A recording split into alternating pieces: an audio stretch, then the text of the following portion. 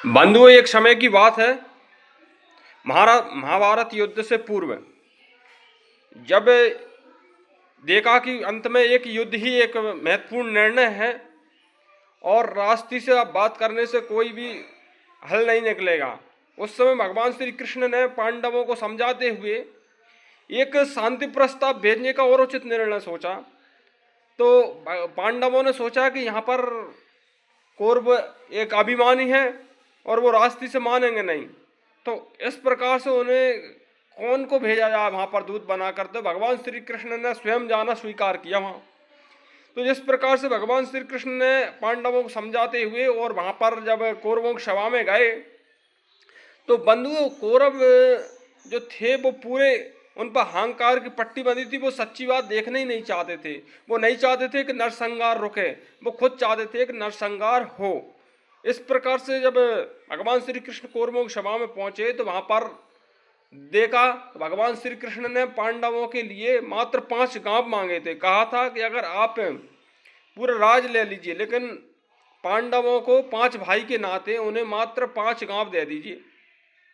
लेकिन किंतु पांडवों को 5 गांव देने से भी दुर्योधन ने मना कर दिया। और दुर्योधन ने मना किया, कहने लगे कि बेगर युद्ध के। अब देखिए इसके अहंकार पर कितनी करनी पट्टी बंधी हुई है कि उसे ये नहीं दिख रहा कि आपके सम्मुख भगवान श्री कृष्ण उपस्थित हैं, जो तीनों लोगों के स्वामी हैं। चाहे तो वो एक पल में सृष्टि को पलट के रख दें, किंतु तो भी उसे समझ में नहीं आ रहा। उसके चेहरे पर एक पट्टी बंधी हुई है, आंख अंधा। इसी को कहते हैं बंधु, जरूरी नहीं है कि नेत्र होते हुए भी आदमी वो देख सके, लेकिन उसकी आंख भी है लेकिन फिर भी वो उसे सच्चाई नहीं दिखा रही, इसीलिए उसे अंधा बोला।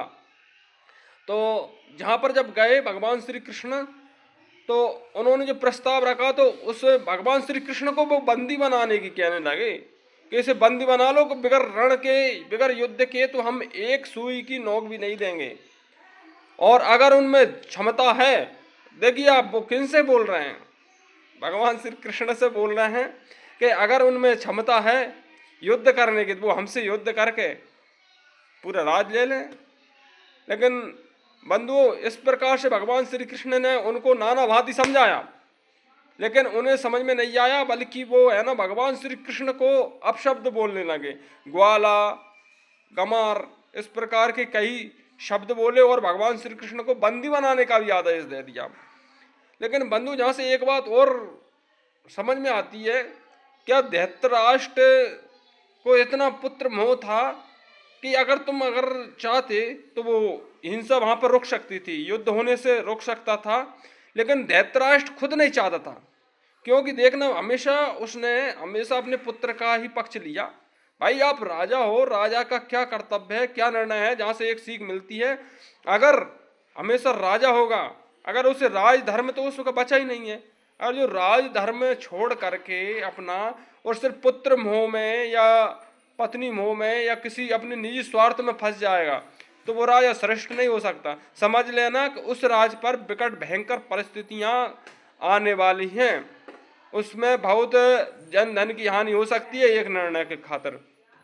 और धृतराष्ट्र कहता है कि मैं क्या करूं ताश्री, मतलब पांडव, अब जहाँ पे भेदभाव दिख रहा है कि पांडवों के प्रति उसने कितना भेदभाव किया।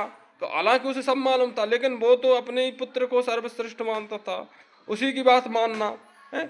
और इसके अलावा भी जब सभा में बैठे भीष्म पितामह, गुरु द्रोण और इसके बाद मामा शकुनी, शकुनी तो वैसे ही, और जिसे धर्मराज, जिसे दानवीर कर्ण कहते हैं, भाई दानवीर है तो कौन सा दानवीर, जब तुझे धर्म का पता नहीं है कि क्या धर्म है और क्या नहीं। क्या अगर मित्र का यही कर्तव्य होता है? अगर मित्र होता तो दुर्योधन को आप समझाता वाली बात थी, और दुर्योधन को समझाने के बाद उसे सही रास्ता बताता। ये नहीं कि उसे अभिमान में जैसे बोल रहा है तो उसी में थोड़ी हवा और दे दो तो वो और जाके, इसका सब मूल नाश तो इसके मित्र और सखा भाई बंधु यही थे, क्योंकि उसकी हाँ में हाँ बढ़ते रहे।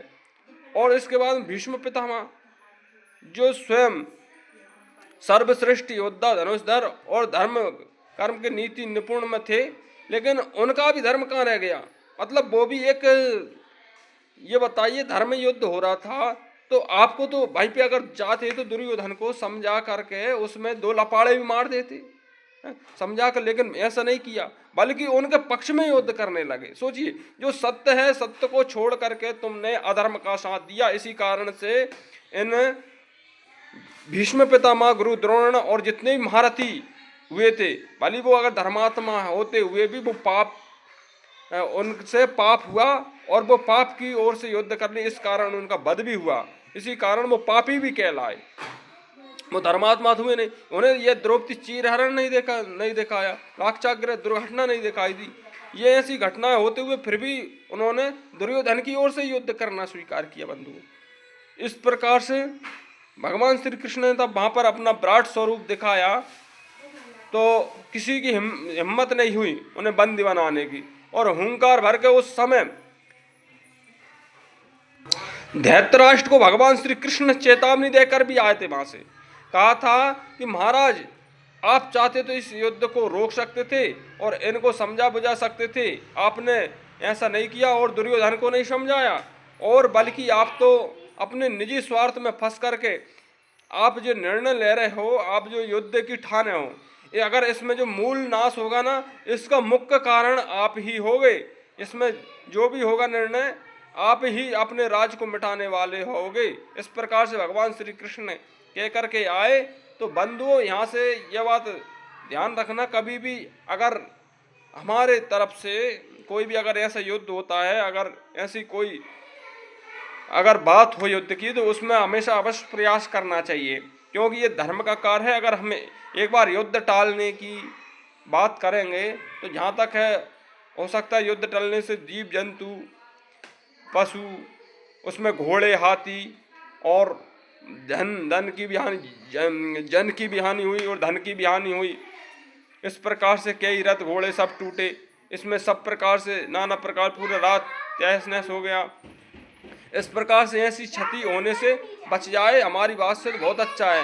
बंधु, नहीं होता फिर अंत में एक ही निर्णय होता है कि मात्र युद्ध।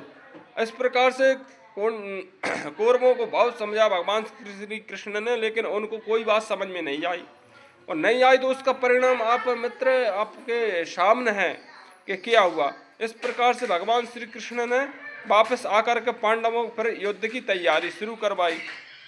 तो बंधु, इसी से मैं यही कहना चाह रहा हूँ। जय श्री कृष्ण।